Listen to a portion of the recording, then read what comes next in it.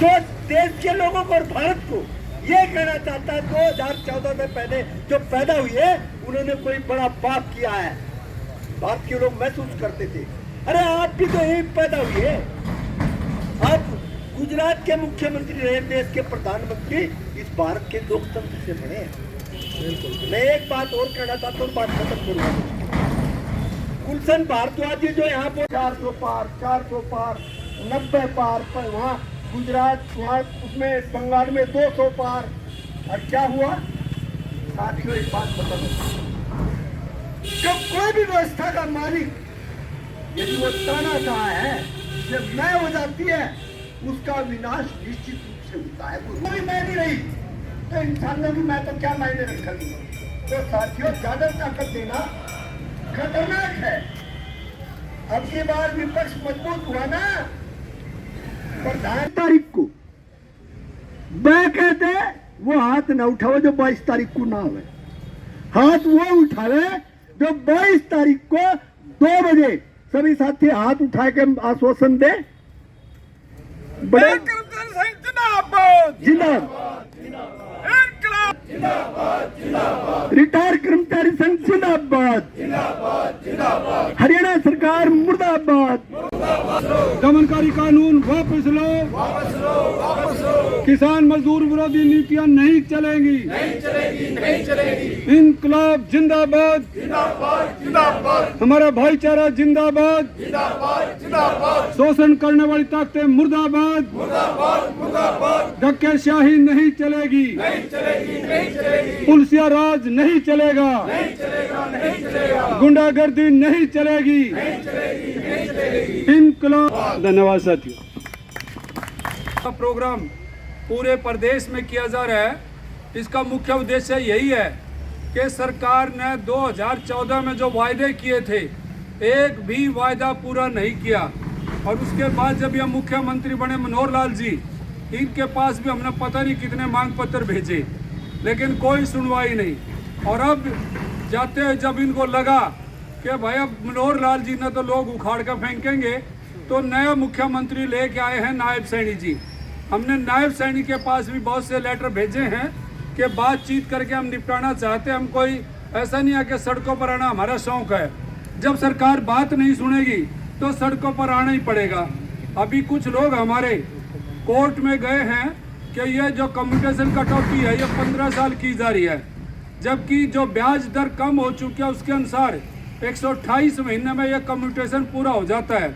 हमने कहा है कि 128 महीने कटौती करने के बाद जो बाकी पैसा जो इकट्ठा किया गया, जो 15 साल तक जिनकी कटौती होगी उनका वो रिकवर किया जाए और साथ में इसको जनरलाइज किया जाए।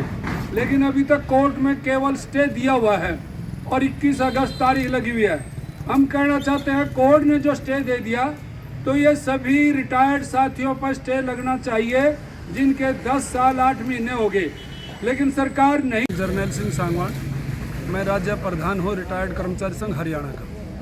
आज जो हमारे ये प्रदर्शन पूरे प्रदेश में जिला हेडक्वार्टर पर किए जा रहे हैं और इनके माध्यम से जो ज्ञापन है उपायुक्त के माध्यम से मुख्यमंत्री को भेजे जा रहे हैं, वो इसी बात को लेकर हैं क्योंकि सरकार के पास हमने बहुत बारी पहले मांग पत्र भेज चुके हैं, लेकिन मांग पत्रों पर कोई सुनवाई नहीं। सरकार ने एक बारी भी बातचीत का समय नहीं दिया।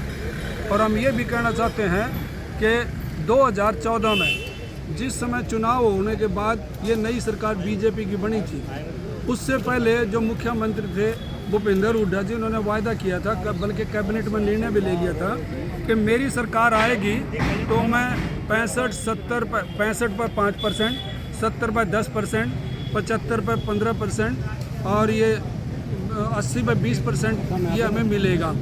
लेकिन सरकार बदल गई। सरकार ने बदलते ही वो जो निर्णय उन्होंने लिए थे वो सारे ठंडे बस्ते में डाल दिए। इसलिए इस सरकार के पास बार बार हम अपनी मांगों के पत्र भेजते रहे हैं, लेकिन अब एक जो नई बात आ रही निकल के, कुछ लोग कोर्ट में गए, जबकि हम लगातार एक बात कह रहे हैं कि ये हमारी कम्यूटेशन की कटौती 15 वर्ष की बजाय ये 10 वर्ष होनी चाहिए, क्योंकि गुजरात में और हिमाचल में 15 की बजाय 12 वर्ष ये कर दी गई। लेकिन ये सरकार बजाय सुनने के इन्होंने वही मतलब प्रक्रिया जारी रखी। तो इसको लेकर कुछ लोग कोर्ट में गए। कोर्ट में जाने के बाद अब कोर्ट ने जिनके 10 साल और 8 महीने हो गए उनकी रिकवरी पर स्टे कर दिया है।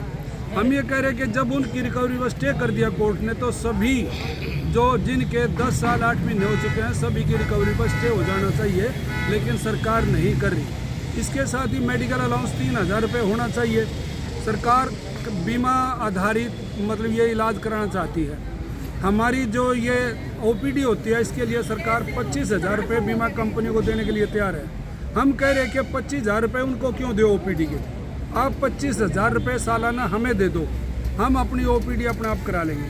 हमारा ये कहना है कि कैशलेस इलाज की सुविधा होनी चाहिए। अब सरकार ने एक लेटर जारी किया, उस लेटर के हिसाब से सरकार ने घोषणा तो कर दी, लेकिन जो प्राइवेट हॉस्पिटल, क्योंकि सरकारी हॉस्पिटल तो इनकम्प्लीट हैं, डॉक्टर नहीं हैं, पूरे प्रबंध नहीं हैं, प्राइवेट में जाते हैं तो प्राइवेट हॉस्पिटल ने कह दिया कि ये जो आयुष्मान योजना है, ये जो सरकार ने लागू की है, इसका पुराना पैसा हमें नहीं दिया, इसलिए हम ये योजना लागू नहीं करेंगे जो रिटायर कर्मचारियों के लिए दे रहे हैं। हम कहते हैं कि ये बीमा कंपनियों क्यों दे रही सरकार?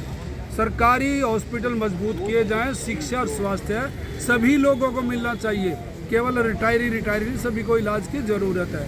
इसके अलावा LTC की सुविधा मिलती है हमारे रिटायर कर्मचारियों को, लेकिन रिटायर कर्मचारी कैजुअल्टी के बाद उसके परिवार को वो LTC की सुविधा नहीं मिलती जो मिलनी चाहिए। और ये जो बसें हैं इसमें जो 50% जो किराया माफ़ होता है, ये सीनियर सिटीजन के लिए सभी बसों में होना चाहिए। तो ये हमारी कुछ मांगे हैं, हमने आज ज्ञापन भेजेंगे हम, और यदि सरकार ने फिर भी बात न करी तो 21 अगस्त को हम करनाल में मास धरना पूरे स्टेट का देंगे, और यदि सरकार ने फिर भी बात नहीं की तो अगले प्रोग्राम की घोषणा वहीं से करेंगे। धन्यवाद।